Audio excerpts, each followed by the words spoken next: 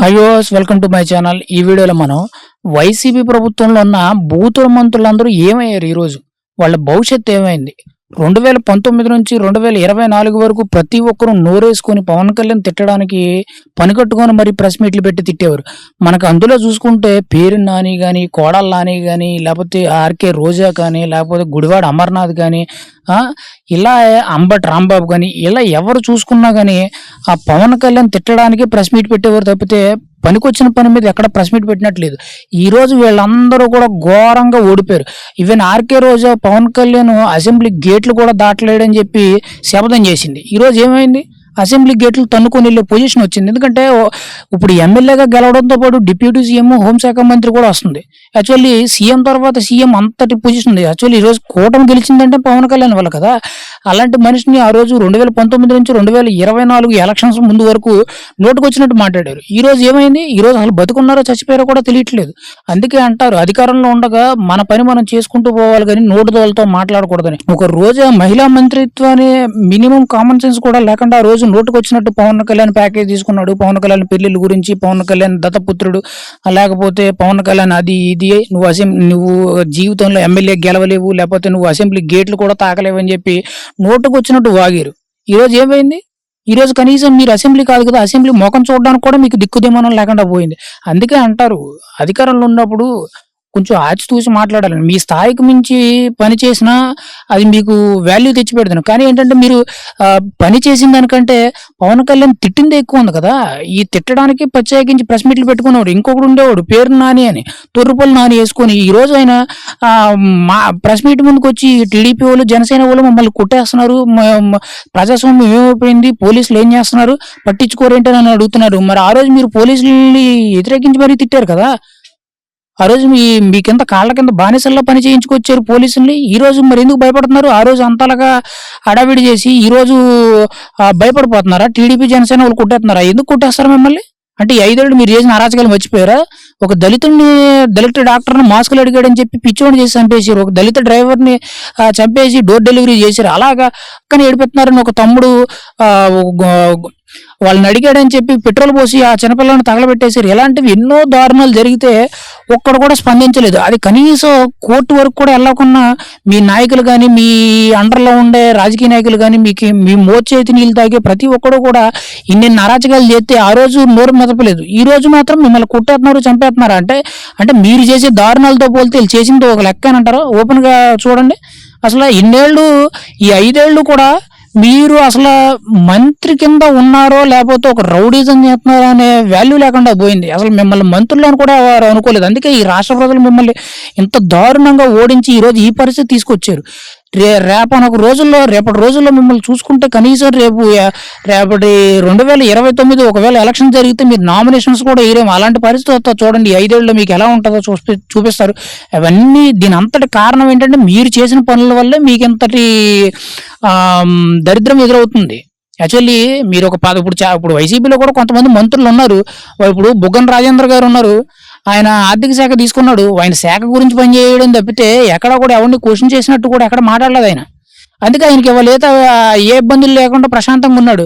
కానీ యాక్టింగ్ చేసింది ఎవరు? ఈ కాపు కులం అని చెప్పి అడ్డం పెట్టుకొని, లేకపోతే మంత్రిత్వ శాఖల్లో ఉన్నామని చెప్పి నోటుకొచ్చినట్టుగాని కోడల్లాని బూతులు తిట్టడానికి, లేకపోతే అంబటి రాంబాబు ప్రెస్ మీట్లు పెట్టి పవన్ కళ్యాణ్ అది ఇది దత్తపుత్రుడు ప్యాకేజీ తీసుకున్నాడు అని చెప్పి కానీ, లేకపోతే గుడివాడ అమర్నాథ్ అసలు పవన్ కళ్యాణ్ నా దగ్గరికి వచ్చి సెల్ఫీ దిగాడు, అసలు నా రేంజ్ ఏంటి, ఆయన రేంజ్ ఏంటి, ఆయన దగ్గర నేను సెల్ఫీ అడగడం ఏంటని చెప్పి ఇలాంటి డైలాగులు వేసారు. ఇంకా మనం చూసుకుంటే బెట్టింగ్ మంత్రి మన అనిల్ కుమార్ యాదవ్ సెంటా 1% అని చెప్పి డైలాగులు వేసాడు. ఏమైంది? ఈరోజు పోలవరం పూర్తి చేస్తానన్నాడు. కనీసం శాఖ మీద అవగాహన కూడా లేదు. అసలు కనీసం వైసీపీ ప్రభుత్వంలో మంత్రుల కింద పనిచేసిన ప్రతి ఒక్కడికి కూడా వాళ్ళ శాఖ కోసం పనిచేసిన దానికంటే వాళ్ళ శాఖ అభివృద్ధి ఎంతవరకు జరిగింది, ఎంత ఖర్చు పెట్టాము, ఎంత ఖర్చు పెడితే ఇంకా మంచి జరుగుద్ది, లేకపోతే ఈ పని చేయడం వల్ల ఎంతవరకు మంచి జరిగింది, లేకపోతే పర్యాటక శాఖను ఎంతవరకు డెవలప్ చేసామని రోజా కానీ అలా చూసుకుంటే ఎవరు కూడా వాళ్ళ శాఖ గురించి ఎప్పుడు మాట్లాడాల. ప్రెస్ మీట్ పెట్టడం, పవన్ కళ్యాణ్ గురించి తిట్టడం, పవన్ కళ్యాణ్ భార్యల గురించి తిట్టడం, పవన్ కళ్యాణ్ పిల్లల గురించి తిట్టడం, లేకపోతే అంటే పవన్ కళ్యాణ్ గారి తల్లి గురించి మాట్లాడడం, లేకపోతే పవన్ కళ్యాణ్ వేస్ట్, పవన్ కళ్యాణ్ రాజకీయాలు చేత కాదు, లేకపోతే పవన్ కళ్యాణ్ జీవితంలో అసెంబ్లీలోకి వెళ్ళలేడు, అసలు జీవితంలో ఎమ్మెల్యే అవ్వలేడు అని చెప్పి ఎలాంటి ప్రెస్ మీట్లు ఎట్టి నోటుకు వచ్చినట్టు మాట్లాడడం తప్పితే ఏనాడైనా మీ శాఖ గురించి మాట్లాడారా? అసలు మీ శాఖలో ఏం జరుగుతుంది, ఎంతవరకు ఏ అభివృద్ధి చేశారు, ఏం చెయ్యాలి అని ఎప్పుడైనా సరే మీ కింద స్థాయి అధికారులతో కూర్చొని మాట్లాడారా మీరు? లేదు. అవన్నీ పక్కన పెట్టేసి ఎంతసేపు పవన్ కళ్యాణ్ పవన్ కళ్యాణ్ పవన్ కళ్యాణ్ అన్నారు. ఒక రోజు పవన్ కళ్యాణ్ని నడి రోడ్డు మీద నిలబెట్టడం వల్ల మీకు ఈ దుస్థితి పట్టింది. ఆ రోజు ఆ పవన్ కళ్యాణ్ని ఆంధ్ర బోర్డర్లో ఆపకుండా రోడ్డు మీద నిలబెట్టకుండా ఉంటే మీకు ఇవి తిప్పలు వచ్చేది కాదు. ఆ రోజు ఆపడం వల్లే పవన్ కళ్యాణ్ వెళ్ళి జైలుకి వెళ్ళి చంద్రబాబుతో పొత్తు పెట్టుకొని ఒక 4 సీట్లు తగ్గించుకున్నా కానీ జనసేన, టీడీపీ, బీజేపీ కూటమి కలిసికట్టుగా మొత్తం 2014 ఏదైతే జరిగిందో దాన్ని మళ్ళీ రిపీటెడ్ సీన్ కింద మళ్ళీ కూటమిని ఫామ్ చేసి అందులో 4 సీట్లు తగ్గినా పర్లేదని చెప్పి ఒక మాట పడి కూడా తన పక్కనున్న జనసేన కోవట్లో పనిచేసిన వాళ్ళు కొంతమంది వెళ్ళిపోయినా కూడా, జనసేన నాయకులు కొంతమంది అర్థం చేసుకోలేకపోయినా కూడా పవన్ కళ్యాణ్ అవన్నీ నిలబెట్టుకొచ్చి ఈ రోజు కూటమిని వన్ సైడ్గా లెగ్గించాడు. ఎందుకు? ఆ రోజు మీరు పవన్ కళ్యాణ్ రోడ్డు మీద నిలబెట్టారు. ఆ ఒక్క పరిస్థితి మీరు ఆపుంటే ఈ రోజు మీకు తిప్పలు వచ్చేది కాదు. ఇవాళ చూసుకుంటే మంత్రులు ఎవ్వరికి కూడా కనీసం కొంతమందికి అయితే మినిమం డిపాజిట్ కూడా రాకుండా ఘోరంగా ఓడిపోయారు. అంత దిగజారిపోయిన పరిపాలన చేశారు మీరు. మీ పదవేదో మీరు చూసుకుంటూ మీ అభివృద్ధి ఏదో మీరు చూసుకుని ఉంటే బాగున్ను. అది కాకుండా ఎంతసేపు పవన్ కళ్యాణ్ గురించి, లేకపోతే చంద్రబాబు గురించి, లేకపోతే లోకేష్ అక్కడికి వెళ్ళాడు, లేకపోతే లోకేష్ అక్కడ ఫోటోలు దిగాడు, ఈ దరిద్రాలన్నీ మీకెందుకు? ఎవడు వ్యక్తిగత విషయాలు అనవసరం. మీకు రాజకీయంగా ఏం చేస్తాడని కావాలి. వాడు ఏదైనా రాజకీయంగా మీకు కుట్ర చేస్తే అప్పుడు మీరు ప్రశ్నించాలి. అంతేగాని ఎంతసేపు వాడు ఎన్ని పెళ్ళిళ్ళు చేసుకున్నాడు, వాడు ఎంత ప్యాకేజ్ తీసుకున్నాడు, ఆడు చేశాడో లేదని మీరు చూసారా? నోటుకు వచ్చిన నువ్వు వాగారు. ఈ రోజు ఏమైంది? ఈ రోజు కనీసం అసెంబ్లీలోకి అడుగు పెట్టగానే మీరు అయిపోయారు. పవన్ కళ్యాణ్ అసలు అసెంబ్లీలోకి అడుగు పెట్టలేడు కూడా, చేత కాదు అది ఇది అని చెప్పి మాట్లాడారు. ఈ రోజు ఏమైంది? ఈ రోజు గేట్లు తెరుచుకొని మరి వెళ్తున్నాడు. ఏకంగా ఇప్పుడు చూసుకుంటే ఎమ్మెల్యేతో గెలవడంతో పాటు 163 మందిని గెలిపించాడు. ఆయన ఎమ్మెల్యేగా గెలిచాడు. ఆయన గెలిచింది కాక ఇప్పుడు డిప్యూటీ సీఎం అవుతున్నాడు. హోంమంత్రిత్వ శాఖ కూడా తీసుకునే అవకాశం ఉందన్నట్టు చెప్తున్నారు.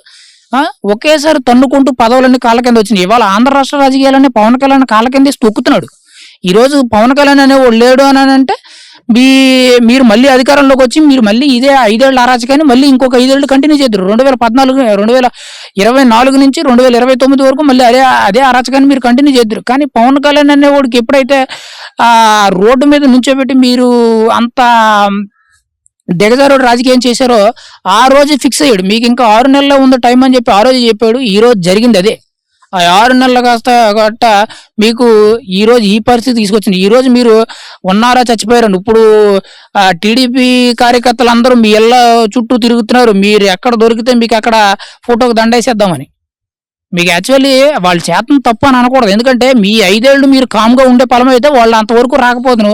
ఈ 5 ఏళ్ళు మీరు నోటుకొచ్చినట్టు తిట్టారు, ఇబ్బంది పెట్టారు, కొట్టినోళ్ళు కొట్టారు, దారంటి వెళ్ళిపోయిన వాళ్ళ మీద దాడి చేశారు, కర్రలు అట్టుకుని దాడి చేశారు, ఈవెన్ కొంతమందిని చంపేసి డోర్ డెలివరీలు చేశారు, కొంతమందిని చంపేసి డెడ్ బాడీలు మాయం చేశారు. ఇన్ని అరాచకాలు చేయడం వల్లే కదా ఈరోజు మీకు ఈ పరిస్థితి తట్టింది. ఈ 5 ఏళ్ళలో మీరు బతుకుంటారో లేదో అనేది మీరు ఆలోచించుకోవాలి. ఎందుకంటే ఒకటి గుర్తుపెట్టుకోవాలి, మనం ఏ పదవిలో ఉన్నా ఏం చేస్తున్నామని క్లారిటీ ఉండాలి. అంతేగాని పదవికి న్యాయం చేయడం మానేసి, ప్రజలకు మంచి చేయడం మానేసి నోటుకు వచ్చినట్టు తిట్టడాలను, చేతికి దొరికిన దాంతో కొట్టడాలు, చంపడాలు చేశారు.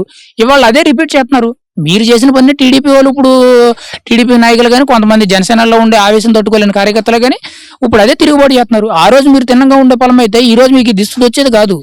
ఒకటి గుర్తుపెట్టుకోండి, ఇప్పటికైనా మీరు మారి మంచి మనుషుల్లో మారి ఏదో ఒక పార్టీలో జాయిన్ అయ్యా, లేకపోతే మీ పని మీరు చూసుకుంటూ మీరు జాగ్రత్తగా ఉంటే మీకు రాజకీయ భవిష్యత్తు అనేది ఉంటుంది. లేదని అంటే ఇంకా మీరు సగం కాలిన కట్టలాగా అటు వెళ్ళలేక ఇటు ఉండలేక రెండిట్లో మగ్గిపోవడం తప్పితే మీకు రాజకీయంగా అయితే వైసీపీ పార్టీ నుంచి ఇంకేమీ లేదు. ఎందుకంటే 11 సీట్లకు పరిమితం అయిపోయింది. రేపటి రోజుల్లో ఆ 11 మందిలో ఎంతమంది ఉంటారో ఎంతమంది పోతారో కూడా గ్యారంటీ లేదు. ఆల్రెడీ ఎవరికాలు చేతులు ఎత్తేసి భయాందోళనతో మేము బతకలేము, మేము దేశం నుండి పారిపోతాము, లేకపోతే ఈ పలానా పని మీరు చేయడం వల్ల, తప్పు చేయడం వల్ల ఇవాళ ఈ స్థితికి వచ్చింది, ల్యాండ్ టైటిల్ యాక్ట్ తీసుకురావడం వల్ల, లేకపోతే ప్రజల మీద ఇంతంత పన్నులు భారాలు వేయడం వల్ల ఎలా జరిగింది, లేకపోతే ప్రజలు ఎలా హింసించడం వల్లే అనేటట్టు తెలుస్తుంది.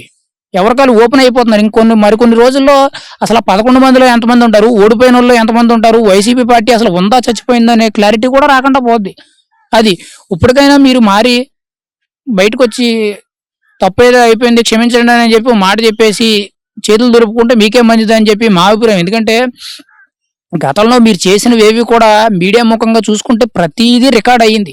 ఆ రికార్డ్ అవ్వడం వల్లే ప్రతీదీ ఇప్పుడు టీడీపీ వోళ్ళు చాలామంది కూడా ఓపెన్‌గా చెప్తున్నారు. రెడ్ బుక్ అని చెప్పి నోట్ చేసాం. ప్రతీదీ కూడా మీ మీరు చేసిన దానికి ఖచ్చితంగా 100కి 100% బదులిస్తామనే చెప్తున్నారు గానీ, వాళ్ళెక్కడ తగ్గేటట్టు కనపడతలేదు. ఎందుకు? ఎందుకంటే ఆ రోజు మీ వల్ల ఎన్నో బాధలు పడ్డారు. ఎంతోమంది దౌర్జన్యాలు, కొంతమంది ఇళ్ళు పగలగొట్టాడాలు, గోడలు పగలగొట్టాడాలు, ఏకంగా ఇప్పటం పట్టణంలో అయితే గోడలన్నీ పగలగొట్టేసి రోడ్ యాక్సిడెంట్ చేస్తున్నారు. పల్లెటూరులో ఎక్కడైనా 120 అడుగులు రోడ్లేత్తారండి? కరెక్ట్‌గా మాట్లాడుకుంటే ఎందుకొచ్చిందండి అదంతా? మీరంతా కక్షాదింపుగా చేశారు. ఇవాళ ఆ కక్షాదింపే మిమ్మల్ని చుట్టూ తిరిగి మీ ప్రాణాల మీదకి తీసుకొచ్చింది. ఆ రోజు మీరు కరెక్ట్‌గా ఉండే పొలమైతే ఈరోజు ఈ తిప్పలొచ్చేది కాదు.